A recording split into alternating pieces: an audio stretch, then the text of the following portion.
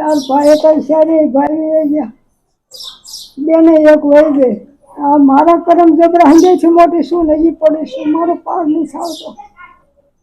મિત્રો તમે જોઈ શકો છો મૂળીમાની કન્ડિશન। આજે એમના ઘરે આવ્યા હતા। માજી એકલા રહે છે, જેમની ઉંમર 90 વર્ષ છે। માંડ માંડ કરીને પોતાની આજીવિકા ચલાવે છે અને ગુજરાન ચલાવે છે। કમાઈ શકે તેવી કોઈ જ જાતની પરિસ્થિતિ નથી। દાદા પણ હાલ હયાત નથી। તેમના 3 સંતાનો હતા, તે પણ મૃત્યુ પામ્યા છે।